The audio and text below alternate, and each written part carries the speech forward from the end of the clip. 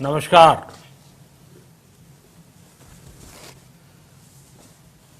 Corona वैश्विक महामारी के खिलाफ लड़ते लड़ते अब हम अनलॉक 2 में प्रवेश कर रहे हैं और हम उस मौसम में भी प्रवेश कर रहे हैं जहां सर्दी, जुकाम, खांसी, बुखार ये सारे न जाने क्या क्या होता है, ये मामले बढ़ जाते हैं। ऐसे में मेरी आप सभी देशवासियों से प्रार्थना है कि ऐसे समय अपना ध्यान रखिए। साथियों, ये बात सही है कि अगर कोरोना से होने वाली मृत्यु दर को देखें तो दुनिया के अनेक देशों की तुलना में भारत संभली हुई स्थिति में है। समय पर किए गए लॉकडाउन और अन्य फैसलों ने भारत में लाखों लोगों का जीवन बचाया है, लेकिन हम ये भी देख रहे हैं कि जब से देश में अनलॉक 1 हुआ है, व्यक्तिगत और सामाजिक व्यवहार में लापरवाही जरा बढ़ती ही चली जा रही है। पहले हम मास्क को लेकर, 2 गज की दूरी को लेकर 20 सेकंड तक दिन में कई बार हाथ धोने को लेकर बहुत सतर्क थे,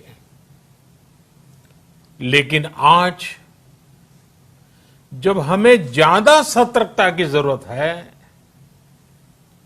तो लापरवाही बढ़ना बहुत ही चिंता का कारण है। साथियों, लॉकडाउन के दौरान बहुत गंभीरता से नियमों का पालन किया गया था। अब सरकारों को, स्थानीय निकाय की संस्थाओं को, देश के नागरिकों को फिर से उसी तरह की सतर्कता दिखाने की जरूरत है। विशेषकर कंटेनमेंट जोन्स, उस पर तो हमें बहुत ध्यान देना होगा। जो भी लोग नियमों का पालन नहीं कर रहे हैं, हमें उन्हें टोकना होगा, रोकना होगा और समझाना भी होगा। अभी आपने खबरों में देखा होगा, एक देश के प्रधानमंत्री पर 13,000 रुपये का जुर्माना इसलिए लग गया क्योंकि वो सार्वजनिक स्थल पर मास्क पहने बिना गए थे। भारत में भी स्थानीय प्रशासन को इसी चुस्ती से काम करना चाहिए। ये 130 करोड़ देशवासियों के जीवन की रक्षा करने का अभियान है।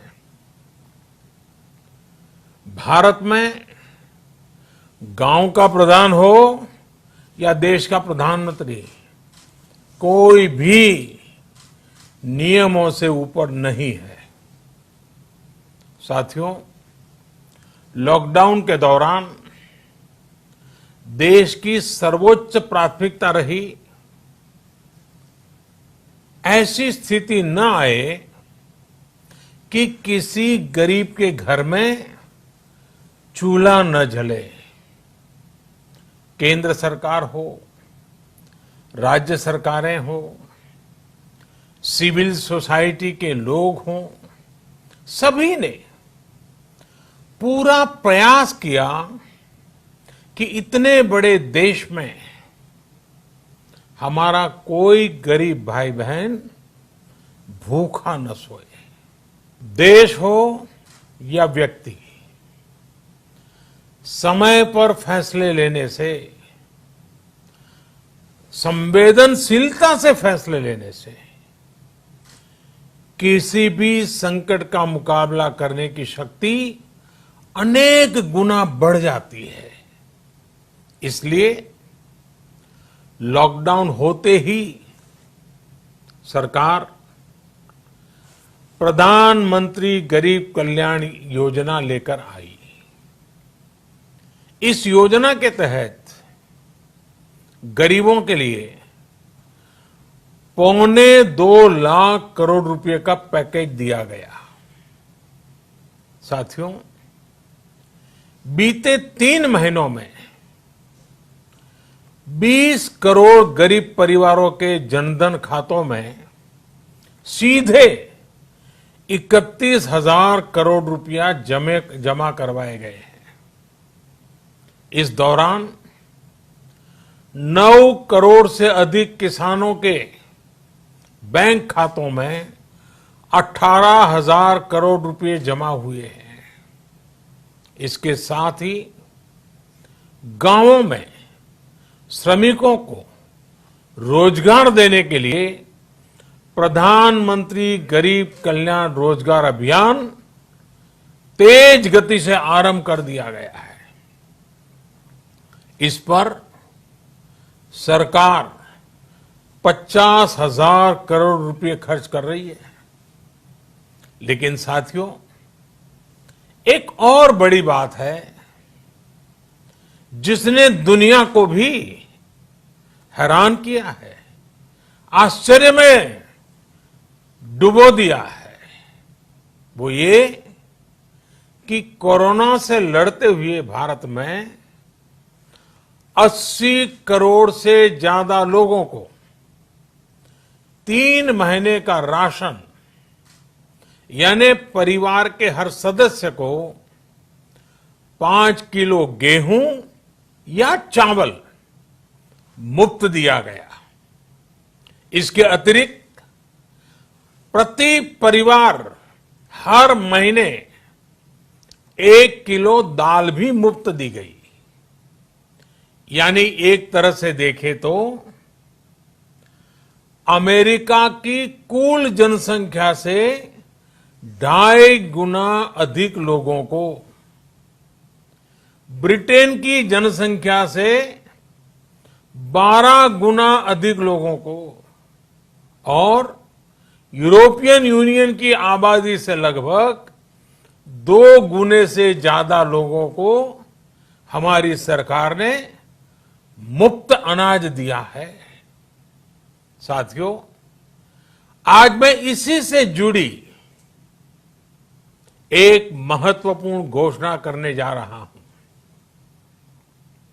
साथियों, हमारे यहां वर्षा ऋतु के दौरान और उसके बाद मुख्य तौर पर कृषि क्षेत्र में, एग्रीकल्चर सेक्टर में ही ज्यादा काम होता है।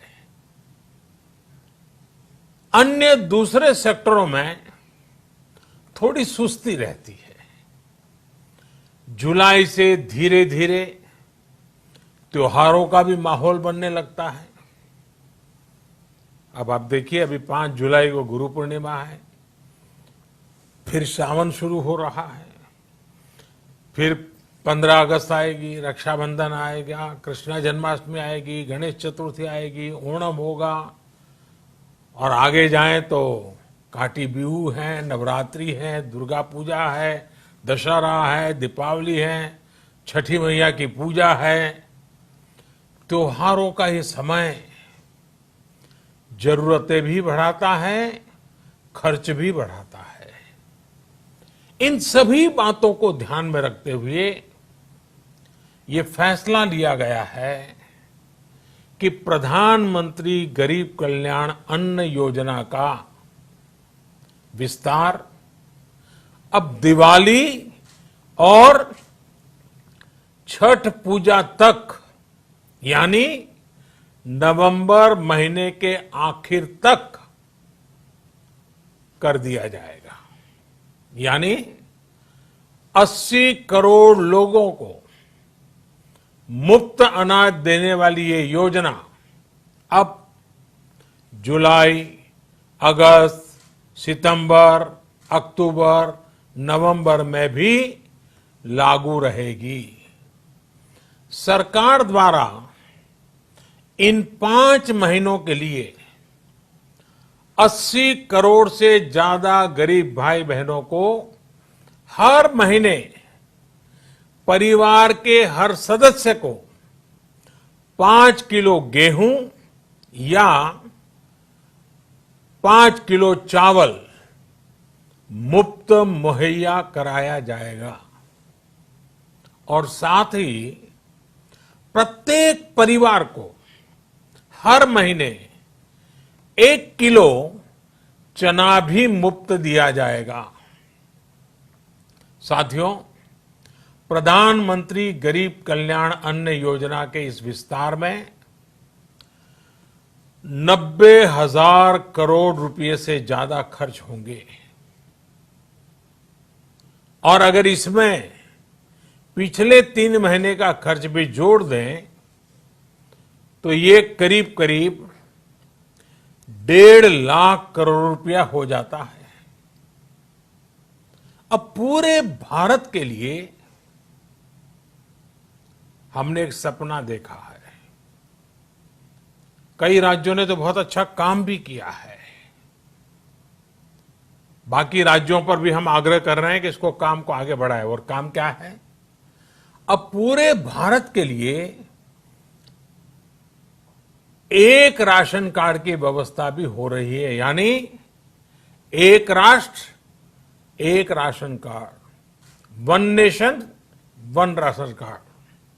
इसका सबसे बड़ा लाभ उन गरीब साथियों को मिलेगा जो रोजगार या दूसरी आवश्यकताओं के लिए अपना गांव छोड़ करके कहीं और जाते हैं, किसी और राज्य में जाते हैं। साथियों, आज गरीब को, जरूरतमंद को सरकार अगर मुफ्त अनाज दे पा रही है तो इसका श्रेय प्रमुख रूप से 2 वर्गों को जाता है। पहला, हमारे देश के मेहनती किसान, हमारे अन्नदाता। और दूसरा, हमारे देश के ईमानदार टैक्स पेयर। आपका परिश्रम, आपका समर्पण ही जिसकी वजह से देश ये मदद कर पा रहा है। आपने देश का अन्न भंडार भरा है, इसलिए आज गरीब का, श्रमिक का चूल्हा जल रहा है। आपने ईमानदारी से टैक्स भरा है, अपना दायित्व निभाया है, इसलिए आज देश का गरीब इतने बड़े संकट से मुकाबला कर पा रहा है।